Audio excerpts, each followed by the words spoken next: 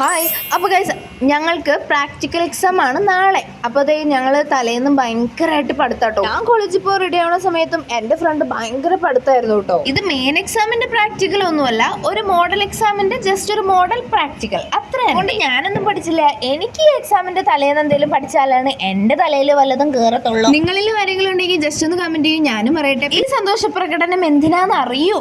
ആദ്യമായിട്ട് ഞാൻ എൻ്റെ മുടി നല്ല അടിപൊളിയായിട്ട് കെട്ടി, ഫസ്റ്റ് ടൈം. അതുകൊണ്ടാണ്. പിന്നെ എൻ്റെ ഫേവറേറ്റ് ബ്ലഷ് ഇട്ടു. കാരണം എന്താണെന്നറിയോ, നമ്മളോട് വൈവയൊക്കെ ചോദിക്കുന്ന സമയത്ത് നമ്മൾ ടെൻഷൻ അടിച്ച് മുഖമൊക്കെ ചുമന്ന് കഴിയുമ്പോൾ അവരൊരുതും പാവം കുട്ടി എങ്ങനെയാലും പാസ് ചെയ്ത് വിടാം എന്ന് കരുതിയാലോ, അതുകൊണ്ട്. പിന്നെ സ്വല്പം ലിപ്സ്റ്റിക് ഇട്ടു.